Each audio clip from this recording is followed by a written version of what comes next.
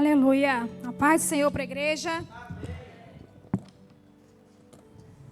O Senhor faz umas coisas comigo ali no banco que já mudou aqui um negocinho. Mas amém. Glória a Deus por isso. Abra sua Bíblia comigo lá em livro de Ageu.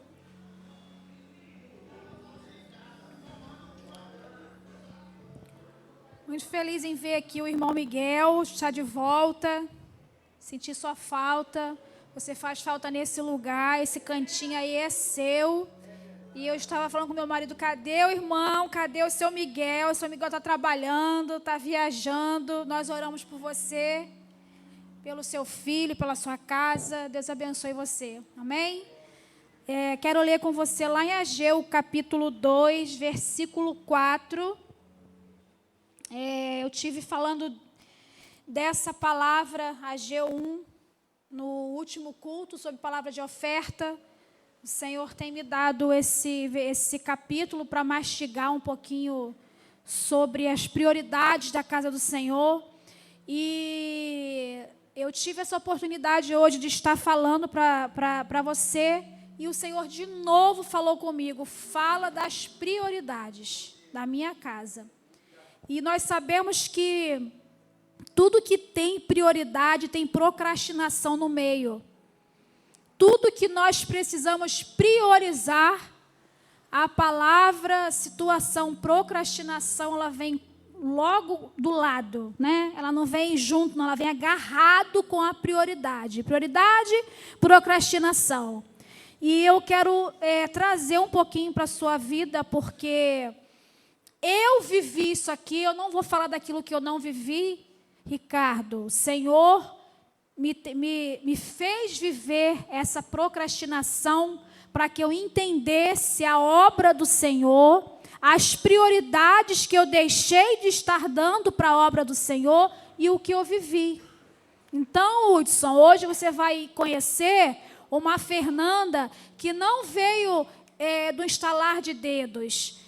Tem 20 anos atrás aí o Senhor me preparando para o que está acontecendo hoje. E eu vou dividir com você essa palavra lá em Ageu 2, versículo 4, que diz assim: mas assim diz o Senhor, seja forte, Zorobabel, seja forte, sumo sacerdote Josué, filho de Jeozadaque. Sejam fortes todos vocês que restam na terra, mãos à obra, pois eu estou com vocês, diz o Senhor dos Exércitos. 5. Meu espírito habita em seu meio, como prometi, quando vocês saíram do Egito, portanto, não tenham medo. Aqui está outra versão. Eu queria falar um pouquinho sobre esse povo que teve um chamamento de reconstruir o templo após o exílio. E esse povo chegou ali em Jerusalém e começou a dar prioridades para a sua própria vida. Ali eu me coloquei também naquele lugar. E eu comecei a trazer para a minha memória, seu Silas, quantas vezes eu entrei para esse lugar. Eu sabia que eu precisava de priorizar as coisas do Senhor. Eu sabia do chamado que Deus havia me dado. Mas na minha mente e no meu coração, eu falei, Deus entende. Esse é o momento de priorizar o meu chamado, não da obra do Senhor, mas como empresária.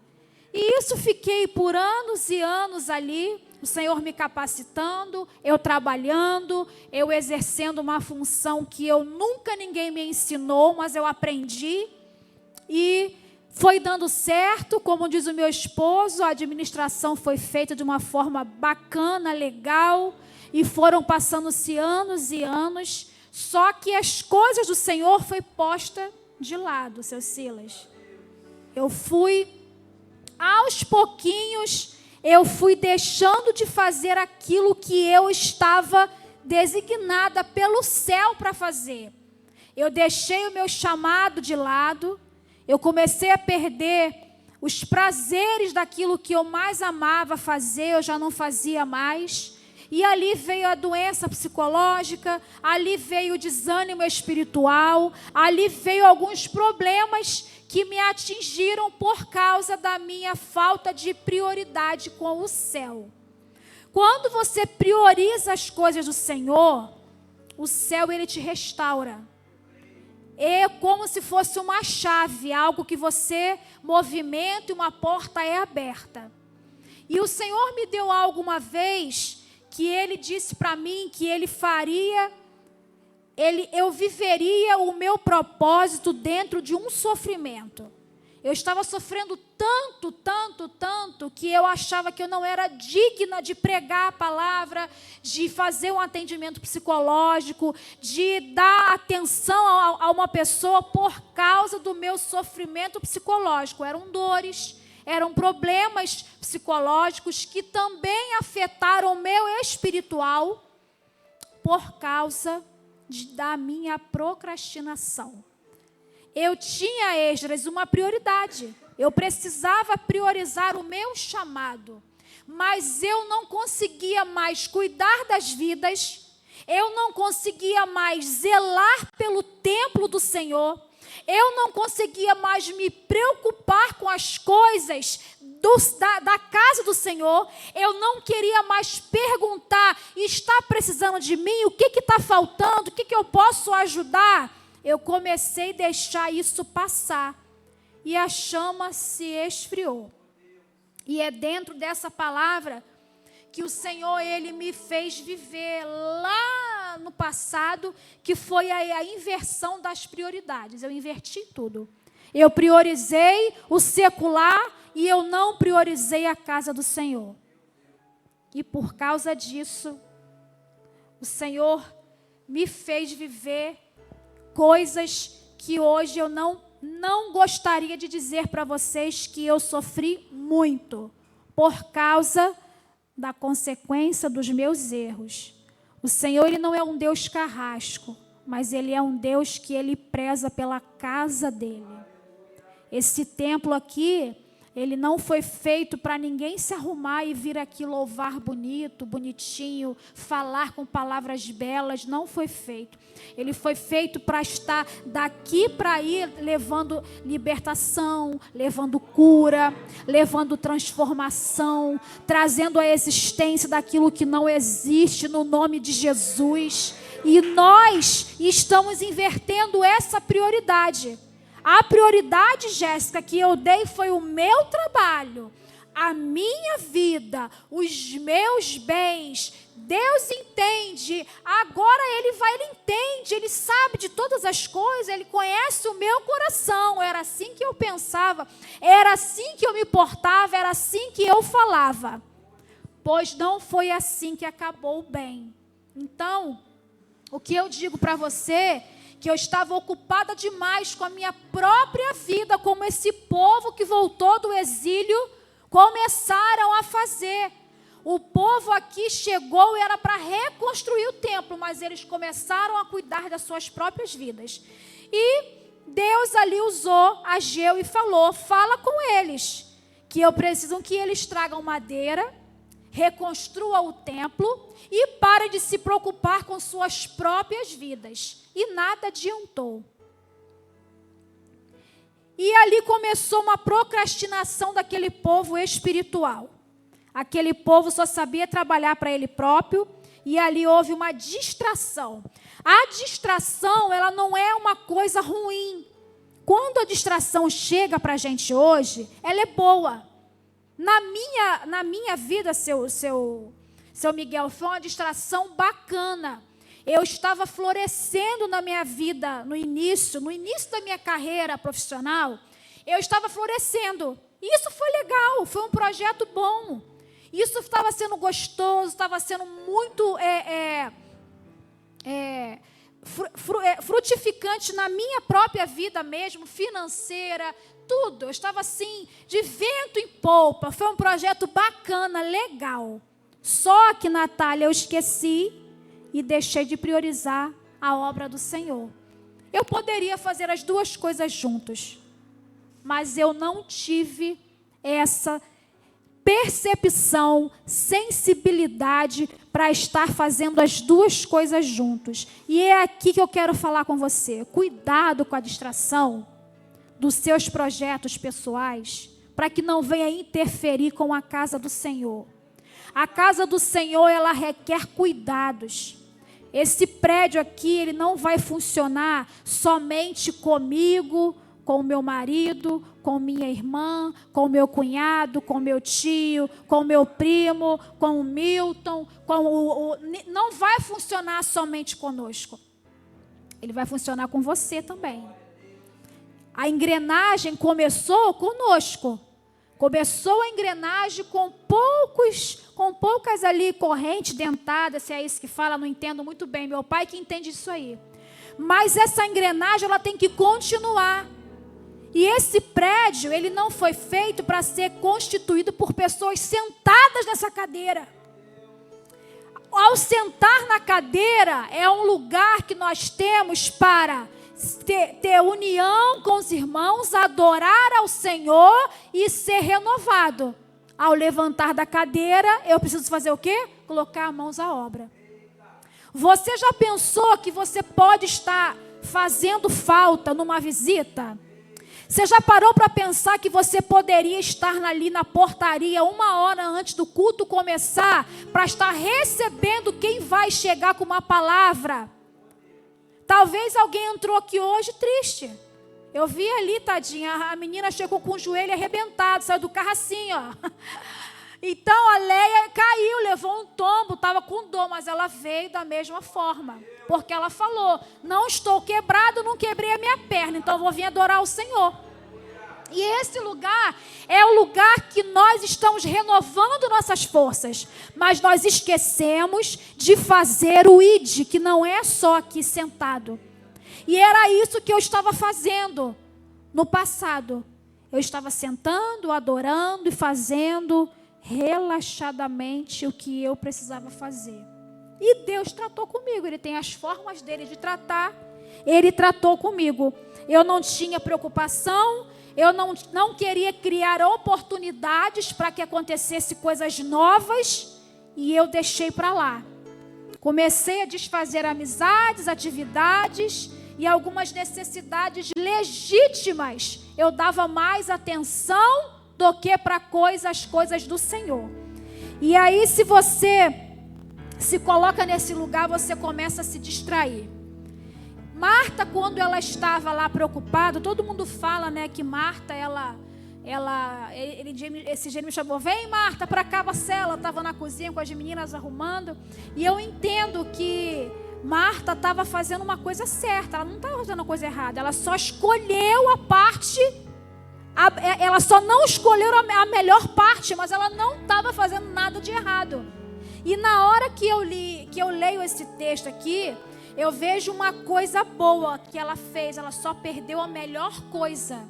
Ela fez uma coisa boa, só perdeu a melhor coisa, que era sentar e ouvir os ensinamentos de Jesus.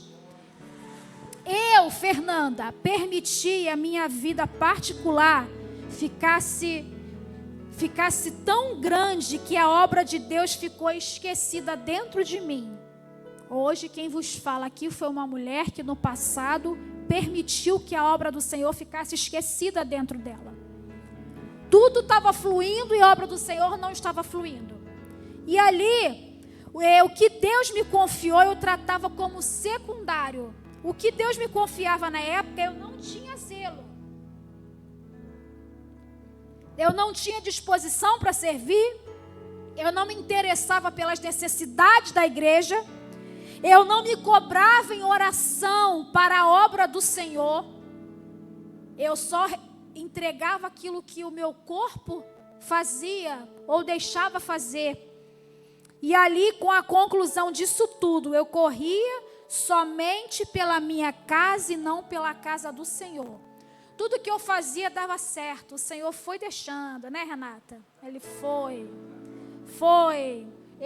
deixando. Aí eu percebi que havia uma procrastinação dentro de mim.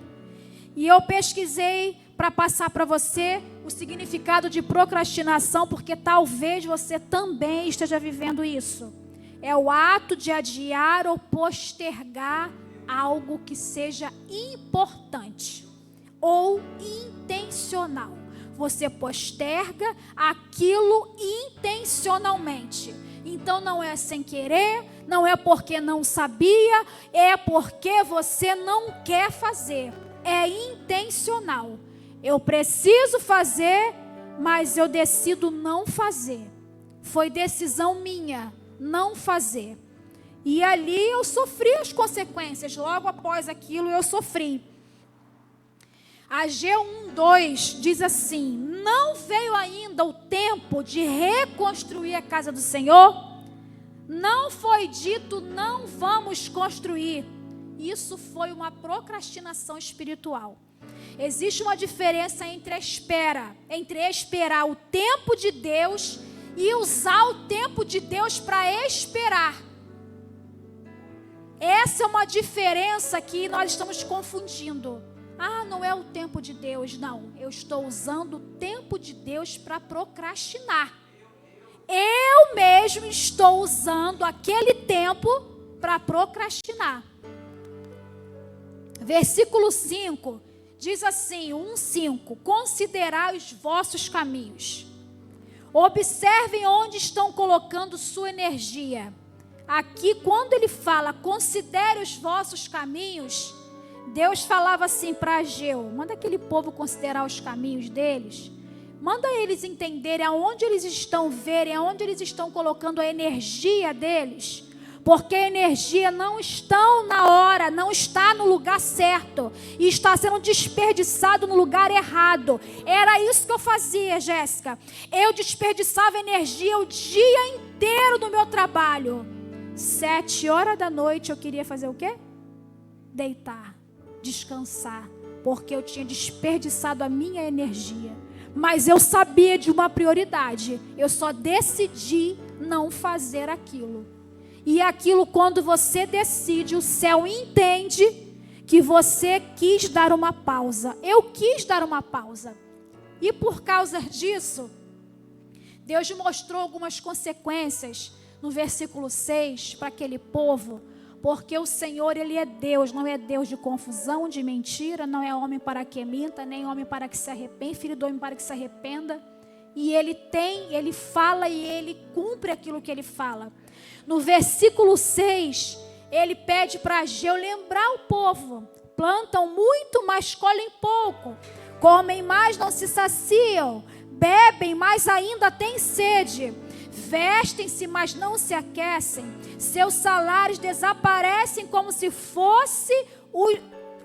os colocassem em bolsos furados. Ou seja, tudo que eles fizerem ou estão fazendo está dando errado. E aqui eu quero dizer para você que o princípio do céu é que você obedeça, é que você faça a vontade do Senhor. Eu não entendia isso. Eu não entendia que obedecer o céu era mais importante. E eu comecei a obedecer as minhas próprias forças, o meu próprio eu, a minha própria vontade. Mas aí o Senhor falou comigo de uma forma que Ele falou: começa a se examinar. E eu tive que me examinar mesmo. Leandra, eu me examinei tanto que eu estou me examinando até hoje. Eu tive que me examinar, e até hoje eu nunca mais parei de me examinar. Porque todos os dias me examinando, buscando dentro de mim o que eu posso melhorar, o que eu posso fazer, o que eu posso melhorar para tudo possa vir fluir da maneira que o Espírito quer e não da maneira que eu quero. E eu cansei de fazer a minha vontade. E eu falei: Senhor, eu não quero mais reter a tua vontade. Eu não quero ser uma fonte que fica retendo. Eu quero deixar fluir essa fonte.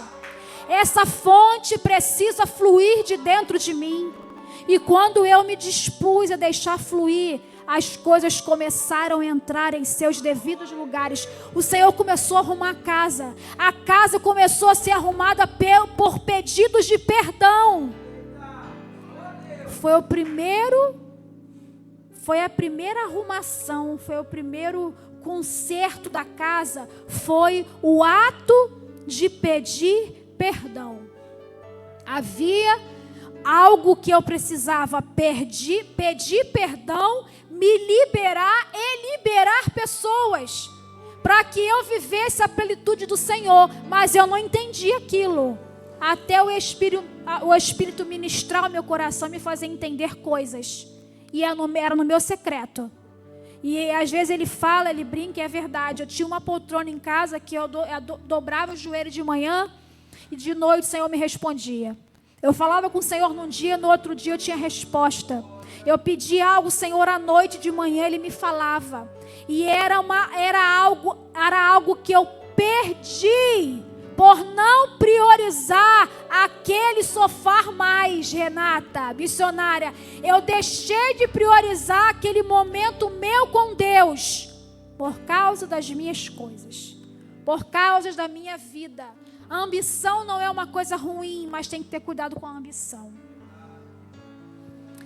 Deus me mostra aqui algumas consequências, já falei. Esse texto não significa que toda dificuldade financeira seja consequência de negligência com Deus. Mas o princípio aqui é outro. É quando o homem se coloca no próprio centro. Quando ele se coloca a vida dele no centro, aí você precisa repensar. Esse povo aqui, as pessoas que começaram a negligenciar ali, foi uma soma de individualismo que deu com que o templo não fosse refeito. Cada um cuidando do seu, se preocupando com a sua vida, e quando todos pensam assim, quem cuida da casa? Aí eu digo para você já pensou? Eu pergunto para você aqui hoje, você já chegou a perguntar quem cuida dos novos convertidos dessa casa? Quem cuida das crianças? Quem cuida da limpeza? Quem cuida daquilo? Quem cuida? Quais são as responsabilidades que tem esse lugar? Já chegou a pensar como uma cabeça pensante de uma pessoa normal? Quem cuida dos novos convertidos? Quem cuida da classe DNA, classe nova? Quem cuida de criar os estudos? Quem é que faz a apresentação? Quem que bota ali quem cuidou do estatuto da igreja? Quais são as responsabilidades que os pastores carregam? Por que esses pastores estão ali na frente? Já pensou? Quais são essas responsabilidades? Não é minha, só dele não, Kathleen, é de vocês também. Vocês estão aqui nos ajudando a expandir o reino dos céus. E é eu e você que temos que fazer isso. Eu não entendia isso, eu não compreendia isso. Até o Senhor me levar a um estreito com Ele. E me fez entender que eu precisava deixar fluir. Eu estava retendo.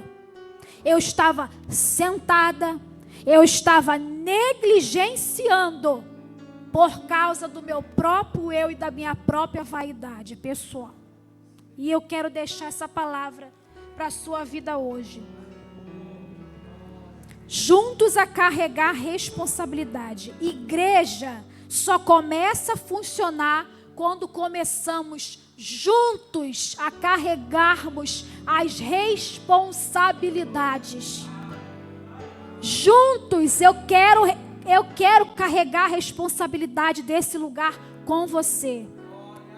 Eu ia chamar aqui várias pessoas aqui à frente, mas eu vou poupar de você subir aqui a escada, não tem necessidade, eu vou como se você estivesse vindo para cá. Existe uma diferença entre frequentar a casa e carregar a casa. Você frequenta ou você carrega o projeto família? Você frequenta ou carrega esse lugar? Você que está chegando, você pretende frequentar ou você pretende carregar esse lugar? O céu hoje diz para a tua vida hoje, carrega esse lugar. Deus tem mais para você. Eu vou te provar aqui na Bíblia o que esse povo recebeu depois, porque Deus não nos chamou apenas para receber da casa, Ele nos chamou para edificar a casa. Eu não quero só receber desse lugar, eu também quero e tenho responsabilidade de edificar esse lugar, edificar vidas. Lá em Ageu 2, do 3 ao 9, Senhor, desperta novamente o espírito da tua igreja. Aqui eu vou ler para você, não apenas com culto, não apenas com louvor, mas o espírito de carregar esse lugar, a responsabilidade. Hoje no grupo mais cedo, uma líder colocou lá: quem pode hoje me substituir? Eu não consigo preparar a aula das crianças, eu estou no trabalho. Nananana. Aí uma alma abençoada falou: eu posso, eu vou. Está lá, carregando a responsabilidade com seu filho. Seu filho está lá em cima estudando, porque alguém está carregando a responsabilidade. Ontem, a diaconisa carregou uma responsabilidade para vocês mulheres. Fomos ministradas ontem à noite, foi uma bênção. E o Senhor já começou a expurgar aquilo que não é de dentro e colocar para fora. Foi nítido, foi real o que aconteceu aqui. Fomos abençoadas e seremos muito mais sábado, porque ela decidiu carregar e não só viver, ela quer também carregar. E é isso que eu deixo para a sua vida hoje. Eu quero ler aqui no versículo 2, 6. No 2, 6. Pois assim diz o Senhor: em pouco tempo sacudirei novamente os céus e a terra, os mares e a terra seca. Sacudirei todas as nações, os tesouros das nações virão para este templo. Encherei este lugar de glória, diz o Senhor dos Exércitos. A prata e o ouro me pertencem, diz o Senhor dos Exércitos. A glória deste novo templo será maior que a glória do antigo, diz o Senhor dos Exércitos. E nesse lugar estabelecerei paz. Eu, o Senhor, assim o digo. E você entendeu em poucas palavras que a procrastinação, ela te tira do alvo. A distração parece que é boa, ela parece que é justa, mas ela te tira do alvo, que é carregar a responsabilidade. Com poucas palavras, carregue essa responsabilidade. O céu tem mais para mim, tem mais para você. Você recebe essa palavra no nome de Jesus. Que o Senhor venha te dar a capacidade, orientação do céu, que Ele venha despertar sobre a sua mente, o seu espírito, a sua alma, a capacidade de fluir, flua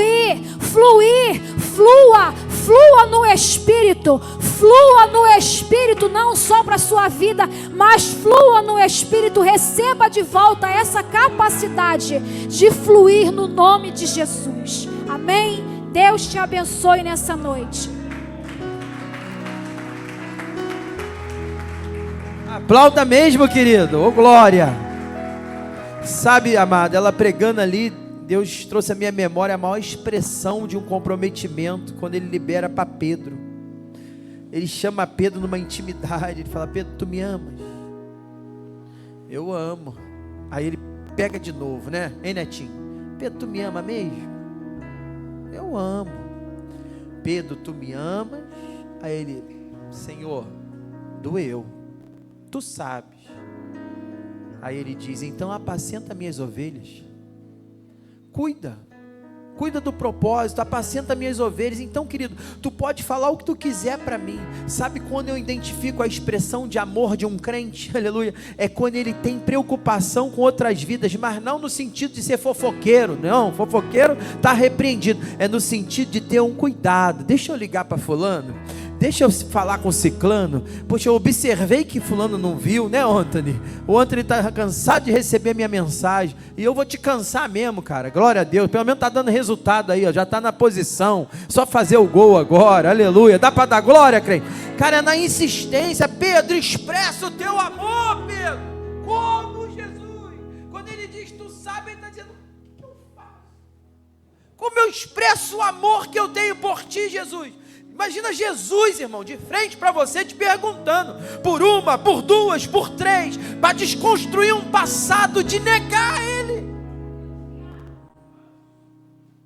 Pedro negou 3 vezes, então a pergunta tem que ser 3 vezes, cara, tu me ama mesmo? Algumas traduções dizem, tu me ama mais que os outros?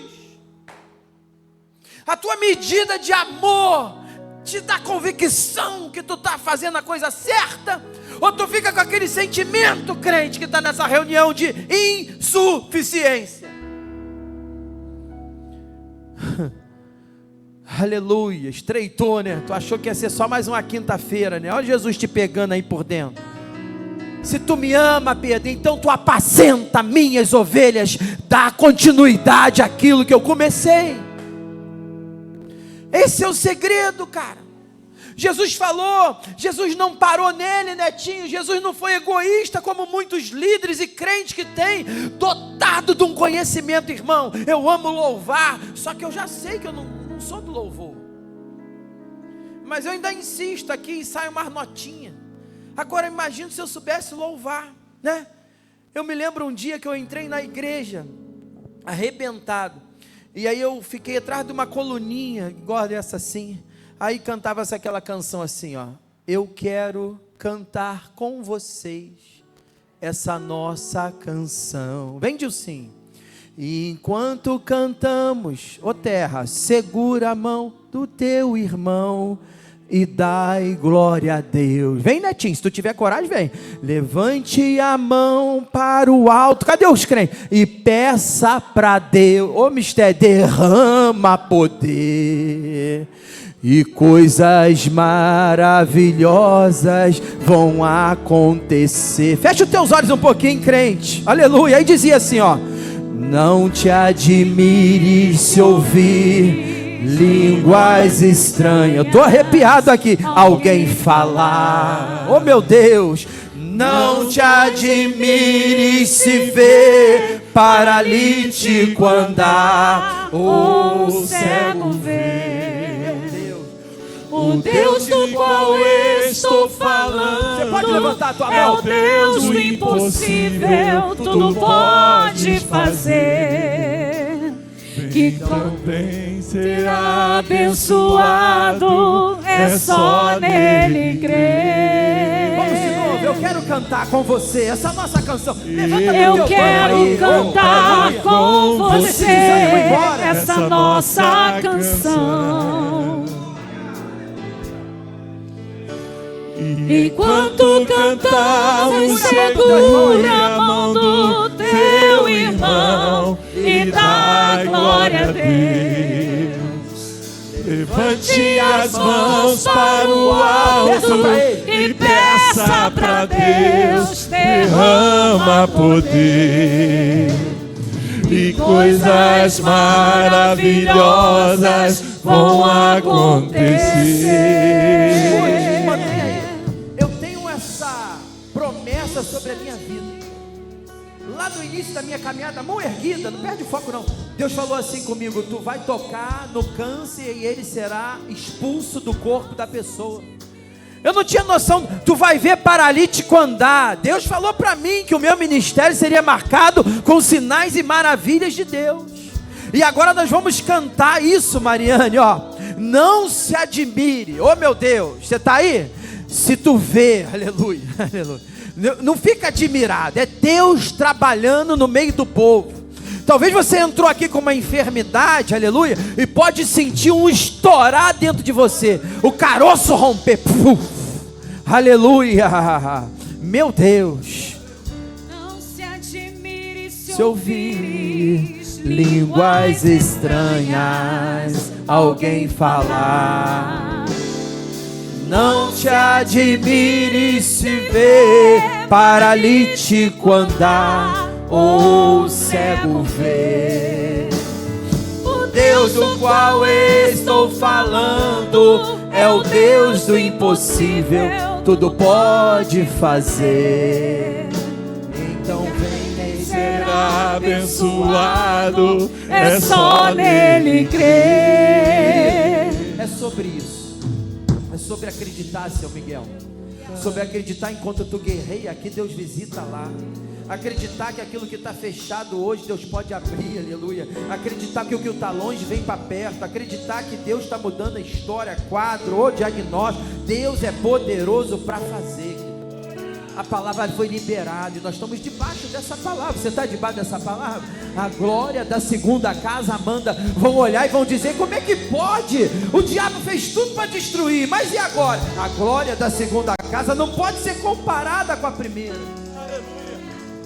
Cara, arranca do profeta a palavra, arranca de Jesus o milagre. Faz igual aquela mulher: Senhor, da minha filha, não convém não, ô mulher, não convém não, tá? Tirar dos filhos e dar para os cachorrinhos. Fosse você orgulhoso, tu ia embora da reunião. Mas ela insiste, ela chega: mas Senhor, até das migalhas que caem da mesa dos seus senhores, os cachorrinhos são contemplados, aleluia. Ele olhou e falou: opa, ativou, hein? Tem ativação aqui. Então, mulher, ser tu abençoada pela tua fé, pela tua insistência. Aleluia. Oh meu Deus, o negócio aqui é sério, irmão. Glória. Recebe a tua vitória, cara. Recebe a tua vitória. Estende a tua mão. Senhor, eu quero te louvar, porque a palavra foi liberada. E essa palavra fala de virar, Senhor, 360 graus. O profeta dá o apontamento: subir, pegar madeira, edificar.